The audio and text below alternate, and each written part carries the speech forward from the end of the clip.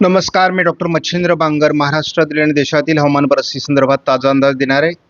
समोरील उपग्रही छायाचित्र बघितल्यानंतर आज मी समाधानी आहे. याचं कारण मान्सूनच्या दोन्ही शाखा अतिशय योग्य पद्धतीने पुढे सरकण्यासाठी तयार आहेत.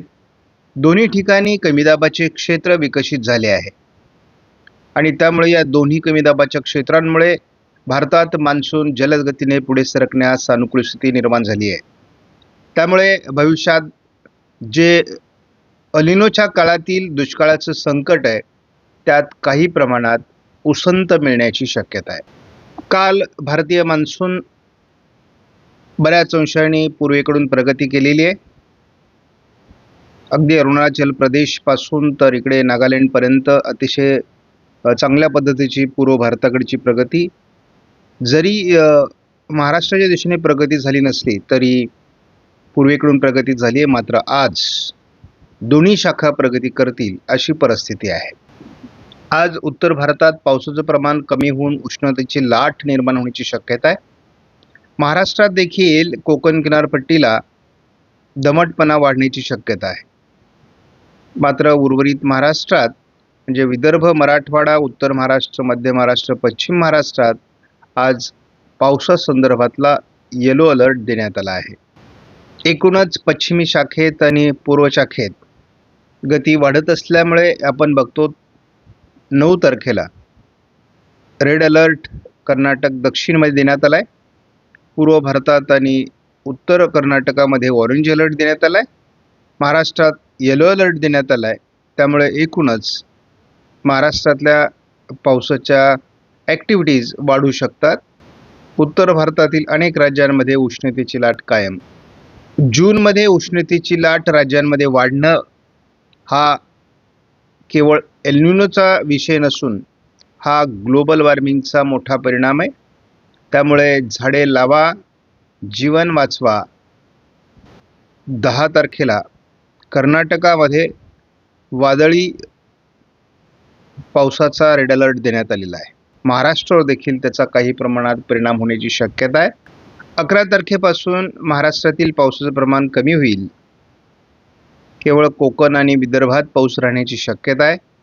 पहिला खंड या ठिकाणी सुरू होण्याची शक्यता आहे. भारतीय हवामान खात्याने महाराष्ट्रात पाऊस दाखवलेला नाही आहे. पूर्व भारताची शाखा प्रगती करेल.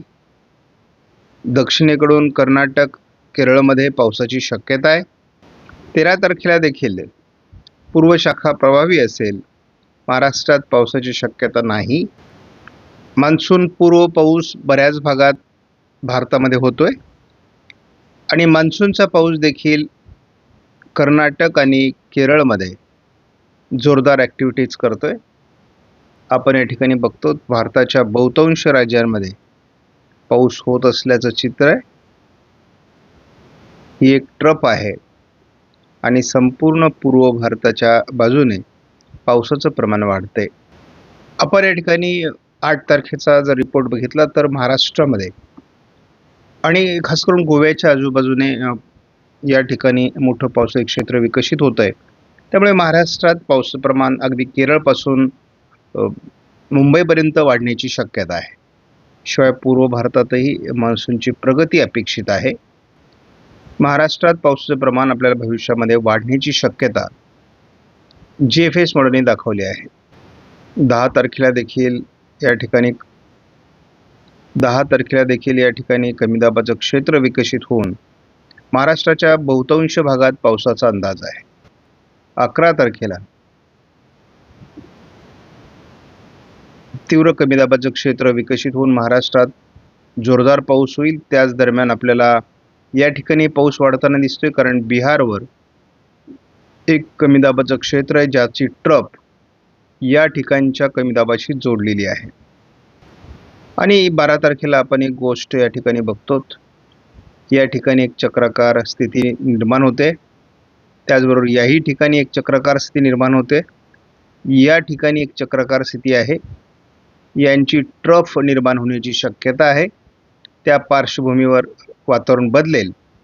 जोपर्यंत वारे या दिशेने काही येत आहेत तोपर्यंत मान्सूनला पुढील प्रगतीत मर्यादा येऊ शकतात. आपण 13 तारखेला देखील बघतो. या मॉडेलनुसार मान्सूनची प्रगती होऊ शकते आणि या ठिकाणी एक डिप्रेशन देखील विकसित होऊ शकतो असा जेफेचा अंदाज आहे. परंतु जेफेच्या अंदाजाला आपण खूप मर्यादित समजतो. बंगालच्या उपसागरामध्ये देखील एक वादळी प्रणाली विकसित होण्याची शक्यता आहे. या ठिकाणी देखील एक वातावरण आहे आणि यांची ट्रफ कायम असल्यामुळे महाराष्ट्रात देशात पावसाचं प्रमाण वाढू शकतं. 14 तारखेला देखील मॉडेलनुसार या ठिकाणी एक वादळी प्रणाली राहणार आहे. या ठिकाणी एक वादळी प्रणाली राहणार आहे. यामध्ये एक ट्रफ राहणार आहे आणि दोन्ही समुद्रांमध्ये आपल्याला अतिशय चांगल्या प्रकारचं वातावरण पाऊस मान्सून प्रगतीसाठी तयार होताना दिसणार आहे. आपण 15 तारखेला देखील हे एक वादळी प्रणाली गुजरातवर परिणाम करू शकते आणि पर्यायाने संपूर्ण किनारपट्टी भागात पावसाचं प्रमाण वाढू शकतं. पूर्व शाखा देखील प्रभावी होण्याची शक्यता आहे. आपण 16 तारखेला देखील गुजरातवर या प्रणालीचा प्रभाव पडण्याची शक्यता जेफेसने दाखवली आहे आणि पूर्व शाखा देखील दरम्यानच्या काळात अतिशय प्रभावीपणे पुढे सरकेल असा जेफेस मॉडेलचा अंदाज आहे. मात्र या भागात पावसाचं प्रमाण कमी राहण्याची शक्यता देखील आहे. मात्र एक डिप्रेशन या ठिकाणी बनण्याची शक्यता आहे आणि ही शक्यताच राहते की प्रत्यक्षात येते हे आपल्याला बघायचं आहे. ही ट्रफ अशी सुद्धा राहणार आहे.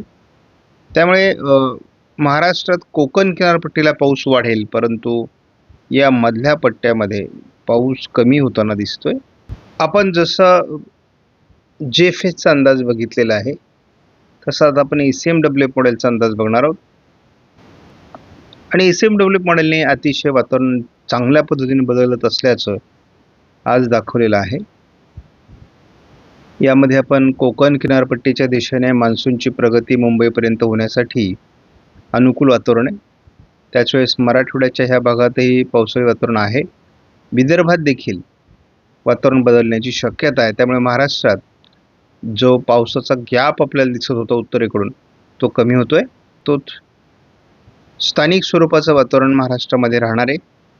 कोकण किनारपट्टीला खास करून रत्नागिरी सिंधुदुर्गमध्ये मुसळधार पावसाची शक्यता आहे. 10 तारखेपासून मात्र जो गॅप आहे तो वाढायला सुरुवात होईल. म्हणजे विदर्भ आणि कोकण असं पावसाळी प्रमाण वाढेल आणि पश्चिम महाराष्ट्रात पाऊस असण्याची शक्यता आहे. 11 तारखेपासून पावसाचं प्रमाण अधिक कमी व्हायला लागेल. केवळ या भागात पाऊस असण्याची शक्यता आहे.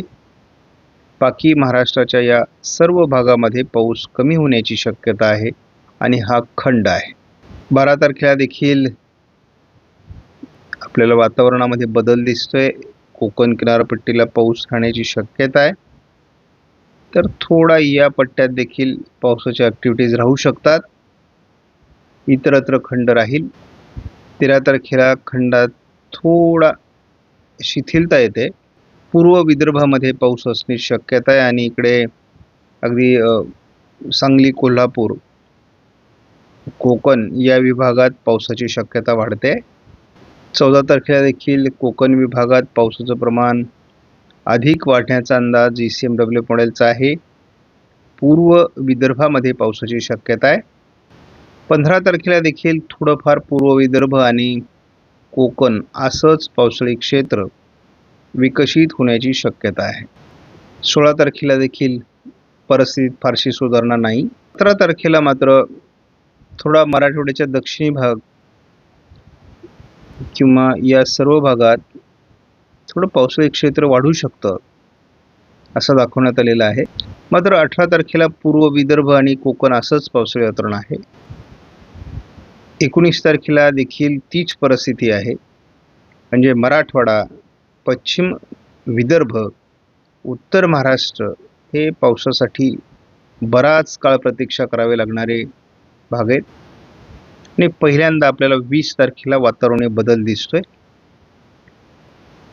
या भागात पुन्हा एकदा कोकणासहित पाऊस वाढेल आणि या सर्व भागामध्ये पावसाळी ॲक्टिव्हिटीज वाढतील. हलक्या स्वरूपाचा पाऊस या भागात असणार आहे. विदर्भाकडील पाऊस मात्र पूर्णपणे उघडणार आहे. 21 तारखेपासून पावसाळी ॲक्टिव्हिटीज महाराष्ट्रात वाढू शकतात. ज्या ठिकाणी पावसाची आपल्याला अपेक्षा आहे, ज्या ठिकाणी उत्तर महाराष्ट्र, मराठवाडा, मध्य महाराष्ट्र, पश्चिम महाराष्ट्रात पाऊस कमी झाला होता, त्या ठिकाणी 20-21 तारखेपासून पाऊस वाढतो आहे.